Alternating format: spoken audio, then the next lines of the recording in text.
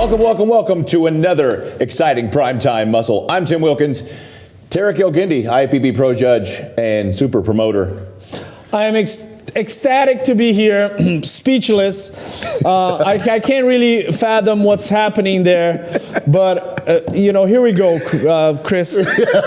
Talk to us. Chris Cormier, the real deal, looking realer than ever. Chris? Oh yeah, I just picked up a little something. I thought I'd bring it to the show. I thought I'd love the outfit, and hey, I'm here, baby. The fans love it, so I can't say anything about it. Neither Tarek nor I know where to buy such a thing, but I know this, where you get that kind of stuff, there's an armed guard at the door. Well, you can also use it for drapes or tablecloth. If you after the show, I can always use it for different things. So this is like a multi-generational outfit.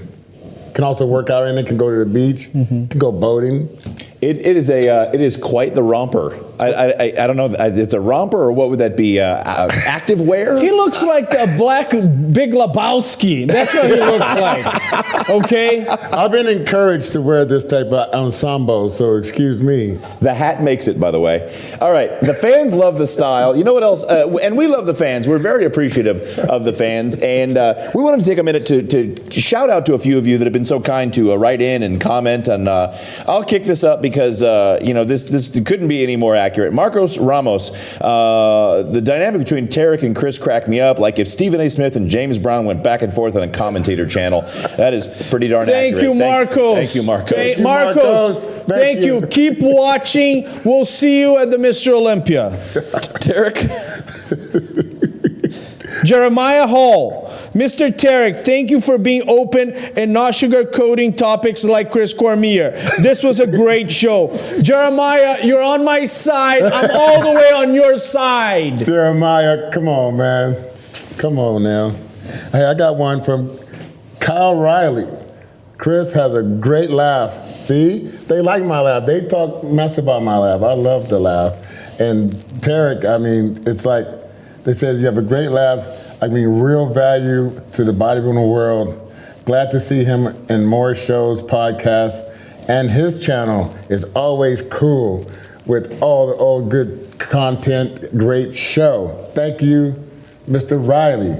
Now, Chris gets a lot of love, as he should. People love Chris more than us. That's the reality. You know what I mean? I accept my role as conduit to both of your greatness. I am not shy about that, and I'm very grateful that you tune in to even watch the show. But when we have love like from Vasileios Bompasas, Chris is such a character. We don't need writers. This is perfect. He summarized that all in like 6 words. Do me. Yeah. Do me. Well, we were going to call the show Chris Cormier and Friends, but it didn't go well. Here's the deal. Chris Cormier was not only a great bodybuilder, but when he is off camera, he is one of the most charismatic, fun guys. And with this type of outfit, you can't beat it. That's why the fans love him. And they're sending me nasty text messages saying, do not mess with my boy, Chris Cormier. That's right.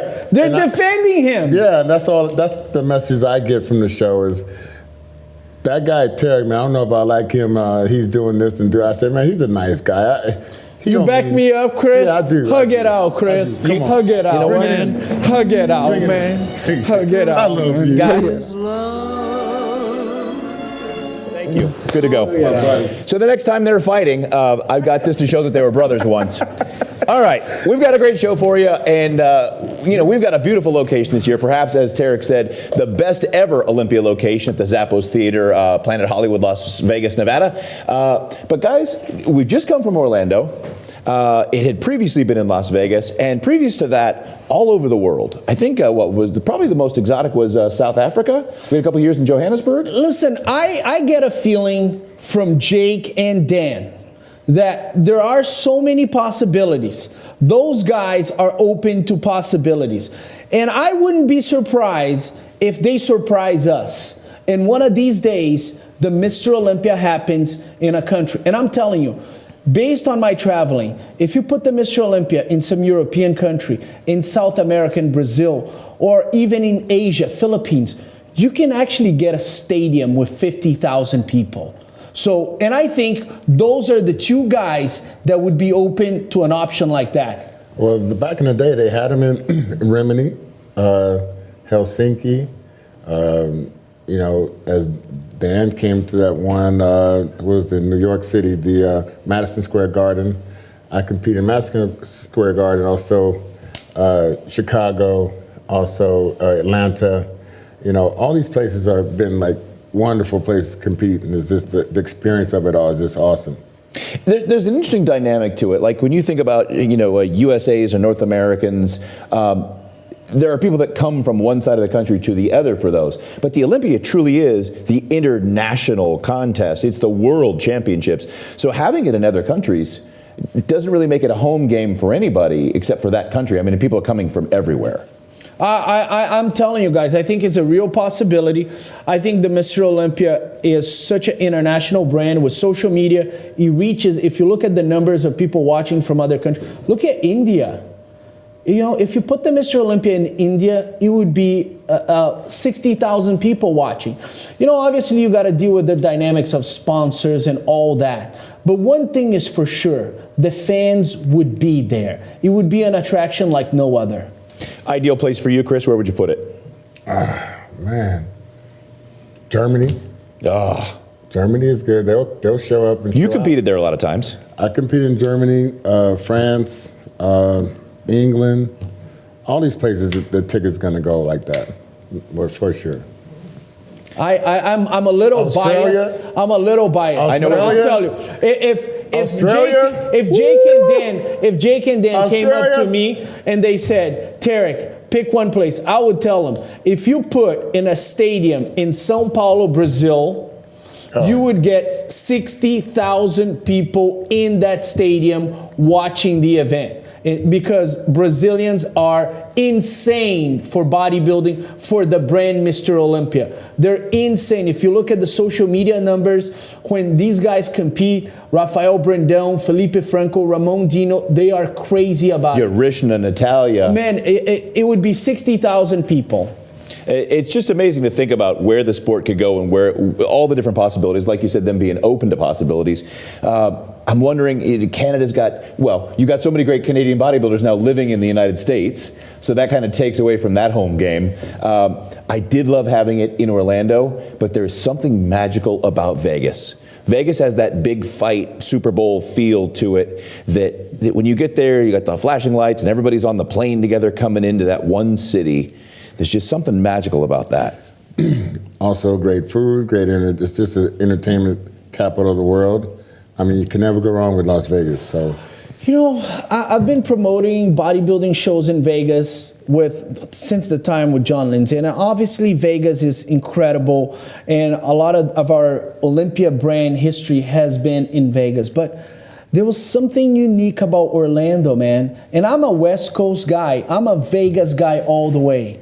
But there was something about Orlando that I will never, ever forget. I don't know if it was just the moment of COVID but it seemed like the whole world reunited in Orlando for one cause. And especially in 2020, when Rami surprised the world and that stage was massive with the lights, it was an incredible moment. I have a special place in my heart for Orlando. I have the special place for when it was at the Mandalay. I got a lot of memories there. The walking that long catwalk on the way there, the sushi place. We'd eat sushi on the way in, and 6 hours later, we'd eat sushi on the way back out. And there was something that was just such a great place for everybody to convene. And then you had the bar upstairs at the foundation room. There was just something. Maybe it's memories, maybe it's nostalgia, which is why everybody needs to do at least one Olympia. Every fan, and that's the great thing. You know what I like? Now that you say that, at the Mandalay Bay, also in New York City. That show. But when you can put on your outfit, you got your game face on, you come down the elevator, you guys all meet up, and okay, we're gonna take that walk to the venue. The walk the fans are giving you, slapping you five, and they're saying they rooting you on. You're just walking just like a gladiator going to the big battle. That's something that's amazing for the athletes to feel, and I've had that. I had that happen, a few times in my career, and I just loved it. So, and that was one of the things I always loved, and I know the fans do. You're in the venue, and you know that all the Olympians are walking around in the Olympia warm-ups and sweats, that they're part of their swag bag, and that's how you know, because there's a lot of big people there. They're there in their booths, they're there with their companies, but the people that are there for the Olympia have that swag on, and it's kind of step back and just let them roll through and go, oh, best of the best. The best of the best is walking through the hall right now. Yes. It's incredible. Sometimes as a judge and being an insider in the industry, we lose perspective. But I get a chance to see the fans from outside of United States. I was just recently in Brazil, Philippines. The feeling they have for the brand, for the competitors. If you love bodybuilding, the Olympia is everything to you. You're watching your superheroes. People see Big Ramy, Brendan Curry, and now with the new stars, I give credit to social media because in my age, you needed to wait for Flex magazine for 3 months. So you lost a lot of contact. Right now, guys are like, man, Big Ramy is at the convention. I can see him on my friend's story. It's connecting it, and it's just maximizing the popularity and the affection of the fan in regards to our sport. That was one of those things that I just love. When you're at the venue, you got the guys, you got the press conference, which I always love. It's one of my absolute favorites, and they changed the format last year to make it a little more lively than looking like a UN meeting. I hope they don't go back to that, because then I'll look silly. But they switched things up to make it more lively, to being part of that entire week. And with the Super Bowl, you've got fans of, with the big game, as they say in the NFL, you've got fans of that team for 20%, fans of the other team for the other 20%, and that 60% in the middle is just there to be a part of it. And that's what's great about the Olympia. Sure, you've got fans of Bumstead, and you got fans of Ramy, you got fans of the different bikini competitors and wellness competitors, but you've got so many people that just want to be there for the experience and the energy of being at the Olympia. And, Chris probably knows this from being a competitor, but I give a lot of credit because Jake, Dan, and Tamer, they try new things. They're open to trying new things. I was a little bit surprised about the press conference where they were facing each other, and there was a moment there that Breon Ansley took his shirt off and put it on Chris Bumstead, and I thought that was awesome. I thought that was like, wow, we have not seen this before. So they are three guys that are open to crazy things, and that makes it exciting. I was in the crowd with Chris, Dexter and Gail, Sean, John Hansen, who's on the other live feed for the pay-per-view, and I think all of us, what is going on up there? They started to get a little chippy, and that made it really fun. Yeah, it was good. I mean, they've been training all these months, dieting all these months. Of course, it's a lot of that emotion going to spill out onto every phase of the promotion for the show. So it's going to be there. Well, the key question is, if we have a face down this Olympia between Ian Valier and Blessing Awodibu, if you need security on that stage, if you need security on that stage, if you need a Dana White right there. We might need Jamie the Giant for that one. I don't know. Maybe Big Steve and Jamie. Hard to know, but we've got lots more Primetime Muscle coming up after the break when we come back. People always ask how I got here. I was willing to work just a little harder than everyone else. Every damn day. If I can have hundreds of hours back, I'm gonna grab them. Spending hours prepping chicken, rice, and vegetables, F that. I rely on perfect nutrition. I rely on Trifecta. All right, we're back on Primetime Muscle, and we're always talking about the future of the sport, and this is a guy that you've worked with, and what do you think of his chances? This Quentin Beastwood is who we're talking about. Oh, man, I have nothing but stars in my eyes when I think about what he can do with his physique, and that's one of the reasons why I was, happy to sort of, be in his corner with some of what he's doing, because I just see so much upside with his physique and so much promise. All you got to do is do things the right way, and keep your body safe. Don't do anything crazy outside. You're not jumping off of houses into pools, and you're not, playing different sports and stuff you don't need to be doing. Just Rappelling an Australian mountain. yeah, just doing stuff that's going to keep you, Callum, sorry, man. In the game. You had to go there. I did. Just keep him, just try to mentally connect him to his body, and through posing and through the training, I think it has nothing but, he could be one of the best Young guy. we have. Yeah, very young. Very 27 years old right now, so he still got baby muscle on that body. It's almost like a physique that's not filled out yet, but you can see the promise there. All you got to do is do things right. I was in Canada, and I had an opportunity to watch him guest pose. And prior to him guest posing, it was Vancouver, Van City Showdown. Let me plug the promoter, Corey, great promoter. And I saw him outside, and I'm like, I have never judged this guy, but I had talked to Chris about it. And Chris said, Tarek, I'm going to train him and check his poses. That was Tampa, right? Yeah. And Chris was impressed. He goes, you got to see this guy. And I'm like, okay. And Chris is pretty conservative. He's like, if he tells me somebody's good, they're usually really good.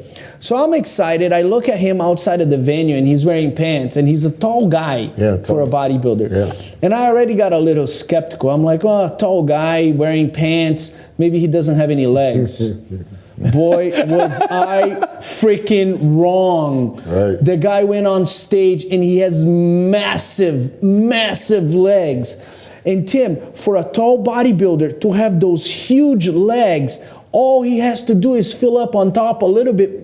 And we're talking about Andrew Jack #2, it's incredible, the upside for this guy. Well, we got some pictures, as always, of the beautiful production they have here on Primetime Muscle. Let's take a peek at what he's working with. And does anybody know who's coaching him? It's up there, Dorian out of Canada. He's also, I guess he does his diet and everything. But they kind of added me to help with some posing and some training. So, coming down to San Diego and making the trip down to San Diego, that tells me a lot that he's really hungry to be better than he's ever been. So that's what we're trying to do with this kid.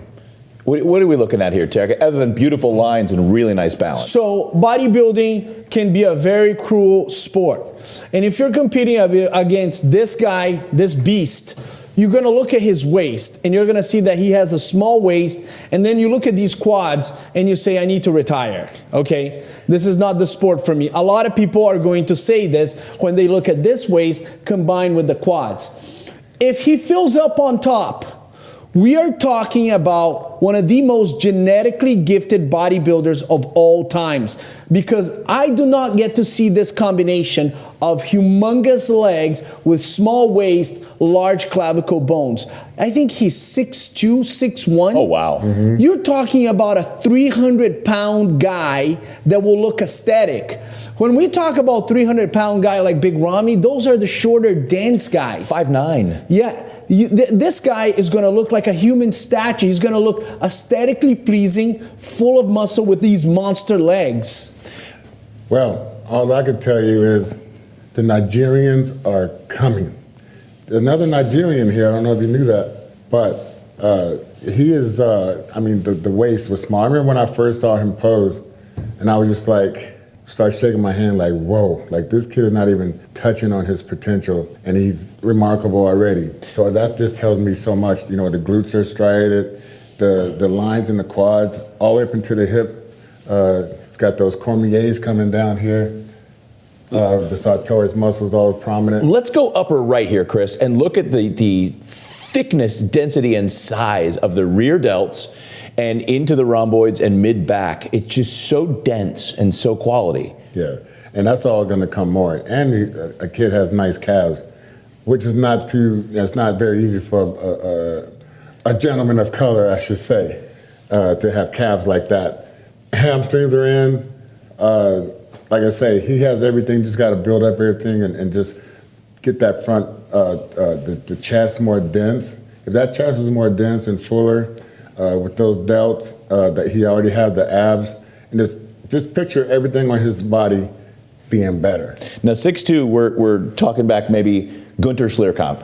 Was the last 6'2" guy we had. Last guy over 6'1", other than maybe like a Logan Franklin. And you've got some shades of like a Lee Haney with the beautiful that waist and that taper and the shape. And I also want to say something. Chris said, it's the chest. Once that chest explodes, it's going to change his entire body. Yeah. The chest is possibly his weakness right now, and if he fills up that chest on all the front poses, his body is going to change. But if you look at the back, like you mentioned, Tim, you look at the back thickness there, he can get wider and he can get more detail and he can get thickness, but you can tell that he has the ability to gain dense muscle on that frame. He is going to fill up nicely. It's not going to be, he's filling up in one section. He can fill up everywhere and be dense on the poses. He's maybe 1 year or 2 years behind Andrew Jack on top. Let me get into some Chris, because this is one of the great areas of your expertise. His lat attachments, where do you think they are, and what exercises would you really concentrate on to try to develop that width and thickness from the bottom out? Well, this is going to be your pullover, your basic pullovers, pull downs, and then when I say that, it's also improving your connection along in those exercises, not just doing it, but you're doing it if you're totally connected with those body parts, bent over row, do some undergrip action, on the pulley rows with the pad in the chest, all those movements, and you just do it over and over and over again. There's no guessing. You know exactly what you got to do. Part of this physique is just so wide, and at his age, with that width of that physique, that's part of the problem with not having the chest and the depth of the physique. But that's all going to come along, because I think he also has great genetics to make it all happen. Guys, I just want us to make a quick analogy here. Let's go to this picture right here. Okay, look at this body, remove this face, and put the face of a young Brendan Curry. Yeah. This is a young Brendan Curry. If you look at Brendan Curry's, you put Brendan Curry's young face on that physique, you will say this is Brendan Curry. Now look at this guy in about 10 years with Brendan Curry's upper body, but the legs. The legs. Brendan Curry went on to win the Mr. Olympia. So what you're looking is a potential Mr. Olympia on his early years of his career. These guys want it fast, Chris, but if you talk about quality lean mass, 3 to 5 pounds is not allowed to ask. No. 4, 5, 6 years, you're talking about 20 to 30 pounds of really superb quality muscle. So that's just like if you put 20 to 30 pounds of meat all over your body from the grocery store. That's what you're talking about. That's a lot. That's a lot on this frame. Yeah. Now, the shoulders could use a little work, Chris, and the chest. What do you see? What other spots can you say as the someone who's advising him? What do you see? It's just making everything, just connecting with his whole body, just improving everything, improving the abs, improving the back, improving the arms. But when he compete, the last time I saw him compete, I just noticed his chest was the most thing that stuck out to me, that glared the most, like that needs direct attention. And that's just going to come with experience. It's going to come with, like I said, a lot of people say mind-muscle connection, but when he actually develops the real mind-muscle connection, not just something people say, that's when you're going to see a difference. And I think he's really hungry to get it. I have a question for Chris. Chris, this is huge leg development, right? Great. This is top 5 leg development at the Mr. Olympia. But it's not matched by his upper body. Right. Would you say as a trainer that he's not connecting on top, right, or genetically he's just developing a little bit early at a certain part of his body? This genetics, and also he's going to understand what intensity is. Once you understand what intensity is, then you can do a lot of different things with your physique, and you can manipulate your body, and make yourself into what you want it to be just by understanding those different principles. He's not Olympia qualified this year. He took 3rd. Was that at this Texas show from this picture? I think it was in Tampa. Chris was there. I was not there. So Tampa, that was Hassan Mustafa, and who was the winner of that show? Akeem Williams and Kamal. And Kamal. And yes, he took 3rd. But the thing is, though... Oh, that's a beast lineup, too. But the thing is, though, he was in the mix with that. And sometimes you didn't know where the judges was going with that. The whole top 3 guys were close enough in the mix to get judged, all together. But I didn't really want to see him in Olympia this year. This is not the physique of a Mr. Olympia, but it's promised to be that in the future. But I'd rather him just shut it down and then come back with some real threat. I guess the reason I ask is because when you think about, he was third in a pro show, he was third in a pro show, and then you think, all right, who was he third to? Some Olympians. When you look at those Olympians, the conditioning that Kamal brought to that show, and Akeem Williams edged him out, and there's a lot of controversy in that one. Akeem edged him out on mass. So to a conditioned mass monster and the Kamal conditioning that he brings to everything he does, to take third, that's a respectable future and it's a respectable physique. I had a chance to actually speak to him, and Quentin Beastwood said he seemed perfectly fine, like Chris said, that he's not doing the Olympia this year because he understands he's a young bodybuilder that has to grow, and he wants to get on that stage and make an impact. I'm telling you right now, I'm a believer in Quentin Beastwood. I think this guy can be right there with Andrew Jacked. Yes, I'm putting my personal time, into his future, his career, and I'm not there just to waste my time. So I must have a lot of thoughts in my mind what he can do with his physique. Well, we have a lot of thoughts as well about the future of the sport, who the up-and-comers are, and who we'll see on the Olympia stage someday, maybe holding that Sandow. And we'll find out more. We've got lots more to talk about on Primetime Muscle when we come back. You diet down, train hard, and supplement smart for months. When the time comes to step on stage, don't leave your tan to chance. Go with the pros. Pro Tan. #1 worldwide since 1987 and the official sponsor of the Olympia for the last 15 years. Don't step on stage without it. Pro Tan.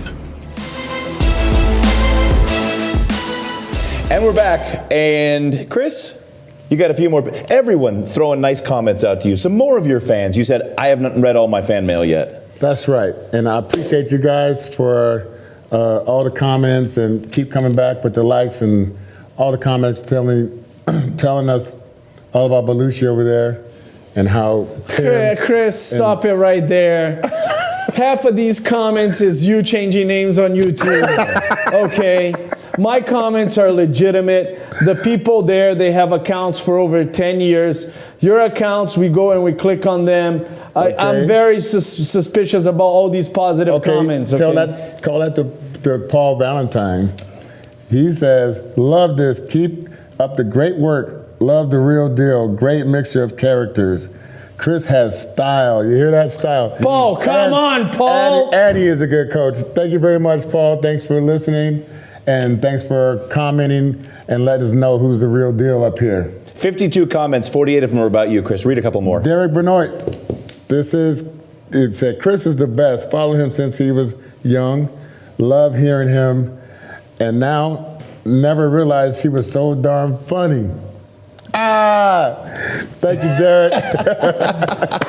We thank all of you, and please continue to comment, share, like, subscribe. We appreciate every one of you that take the time to watch. Keep the comments coming. Keep the comments coming. All right, the Olympia is just around the corner. It's weeks away, and we've got guys that could potentially shake this up. Of course, Mr. Special Invitation, Derek Lunsford. A lot of people now, more and more people, the buzz is starting to go that he could really shake things up, if not win.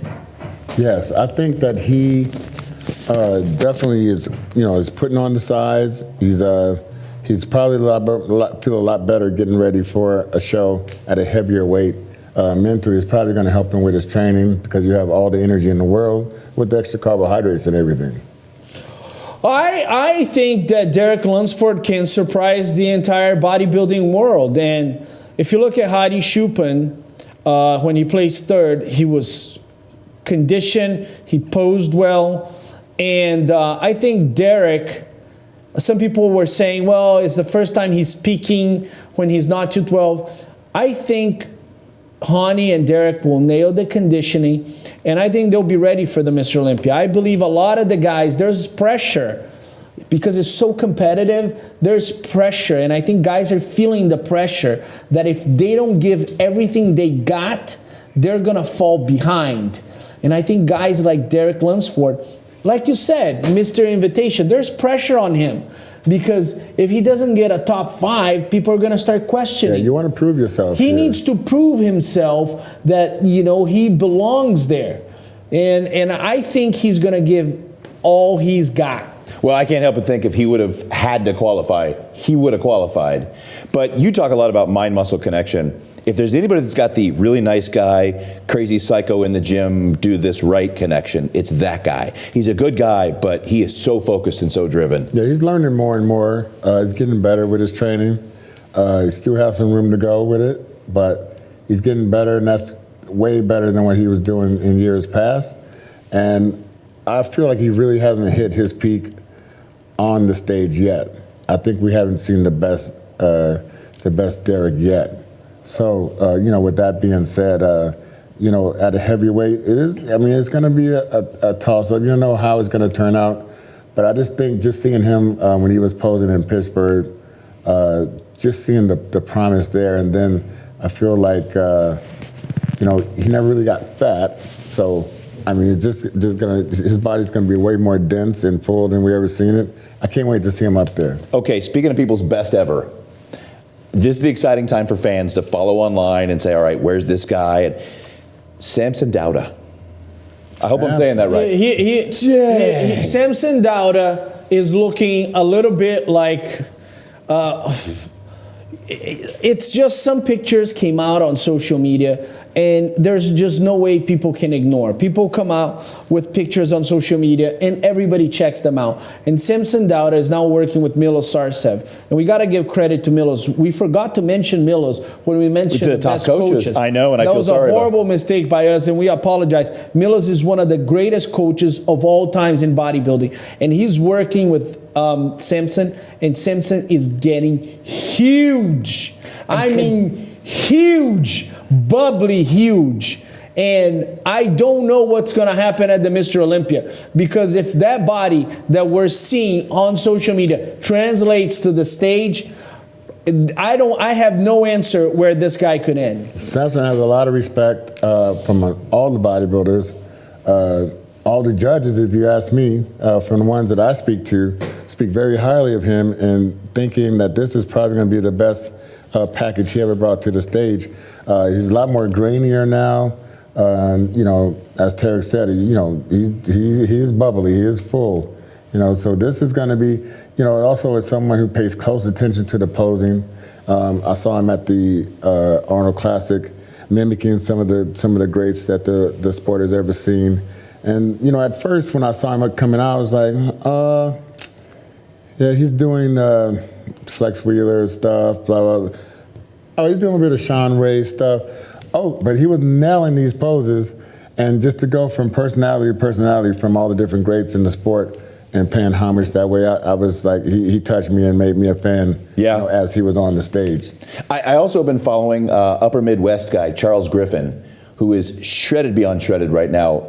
Well, a few weeks out. The pictures are incredible. So I'm hoping to see big things from him. So, Charles Griffin won the Cal and qualified for the Olympia at that event. And I've known Charles since he turned pro at the Nationals. And here's a funny story.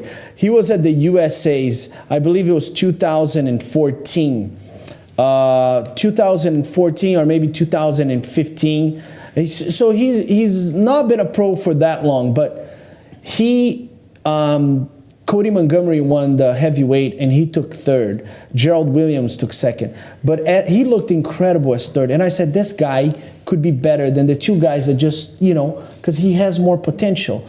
And as he was walking off the stage, he looked at all of us judges and he said, I'll see you in Miami. And he went to Miami, won his pro card. This guy has fire and fury in him.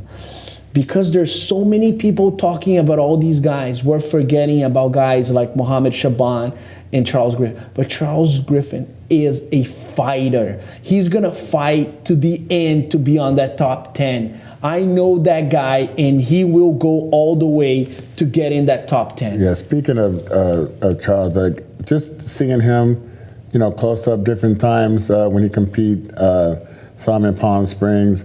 It's been, I think he worked his way around some different trainers and stuff.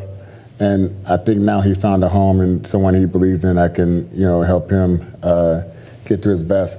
But as he said, as a fighter, like I was just backstage just watching him. I know I said this before, but just watching him backstage, he was just like, he was so focused. I'm talking about, you could see the different people who are, some people relaxed. He don't want to be relaxed. He's standing up in the mirror. He's like talking to himself.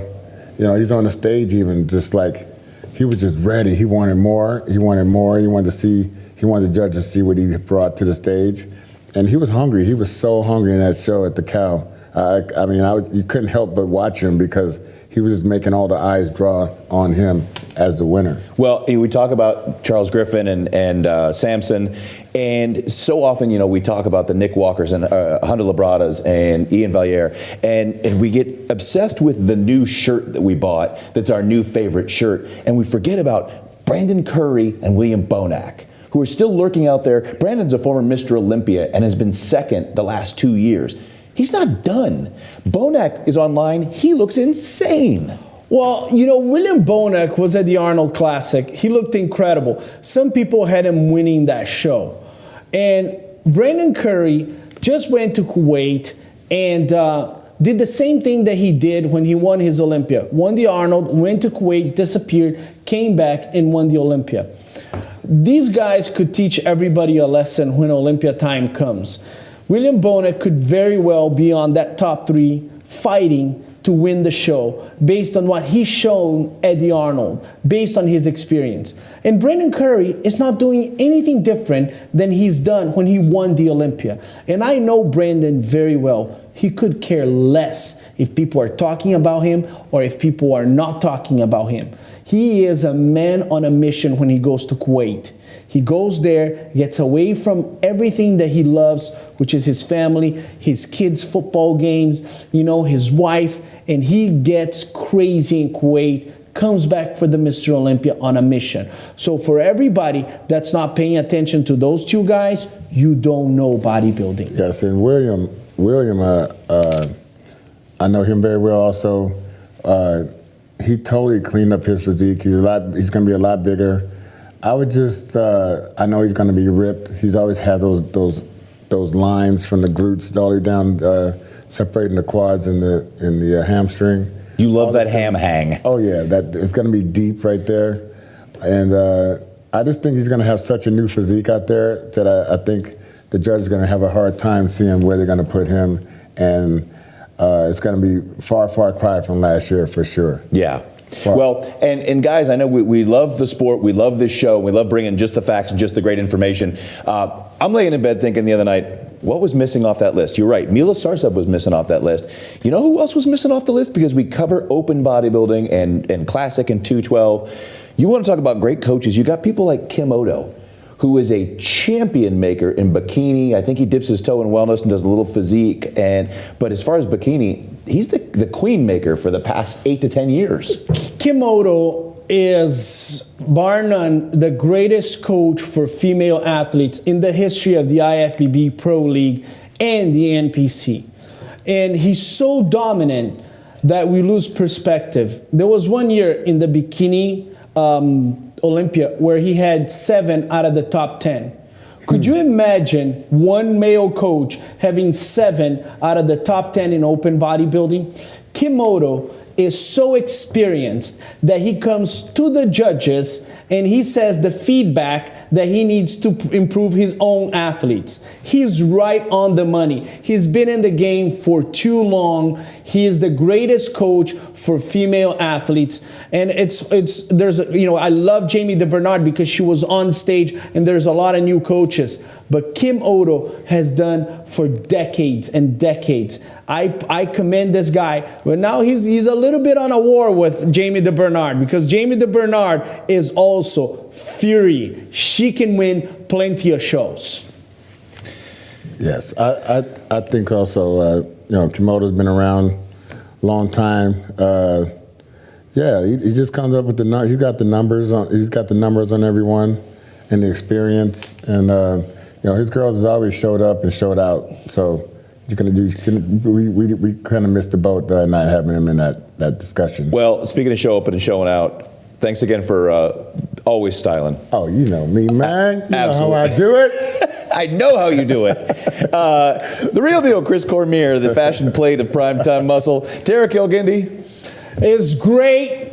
Again, I love you guys. And one day, I'm going to go to the store and I'm going to buy an outfit like this. And Chris and I are going to match this. I'm going to bring you one. I want to see him walking through the lobby of Planet Hollywood during the Olympia. I can see my wife calling for a divorce. Heather, I'm going to cover it later. Folks, always a pleasure. Thank you. Like, subscribe, comment, and share this with your friends who love the sport. We love having you, and we look forward to seeing you at the Olympia, December 15th to the 18th in Las Vegas. For Primetime Muscle, I'm Tim Wilkins. We'll see you next time.